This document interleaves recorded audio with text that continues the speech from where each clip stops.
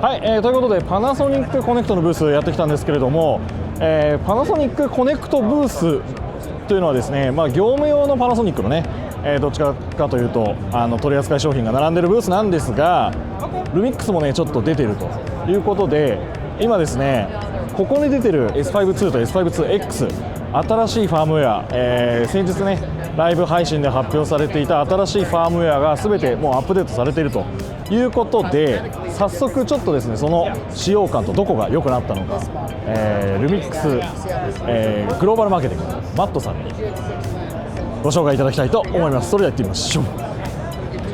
And then we've added car and we've added motorcycle detection, which this camera didn't originally have.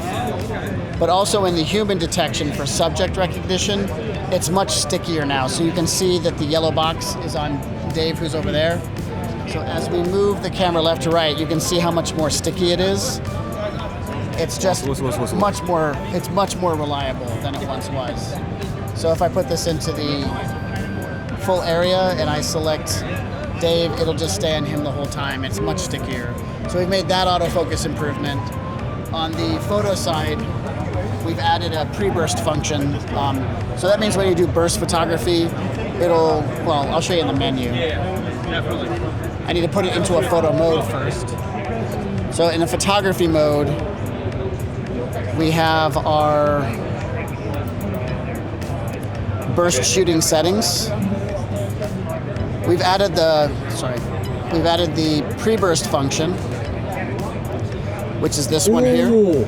And when you turn that on, you can then choose how many seconds. So what happens is that when the camera's autofocusing, when I hit the shutter, it will capture up to 1.5 seconds, so about 45 frames before you hit the shutter, and then up to about 5 seconds after. Sorry. So then we've also added new stabilization updates. So I'll put this back to the movie mode.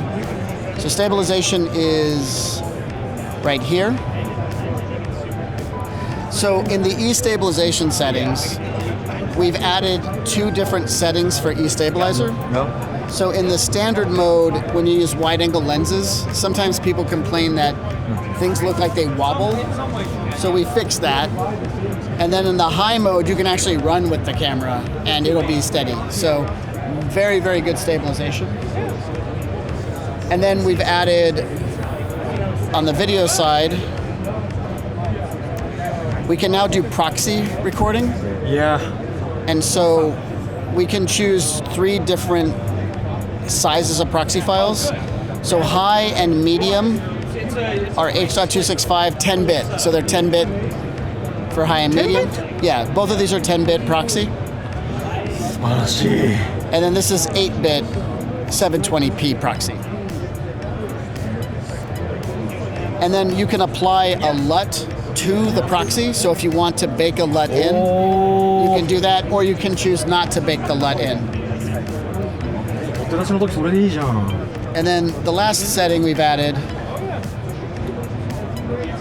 we have compatibility with a service called Frame.io. Yeah, this is their camera to cloud service.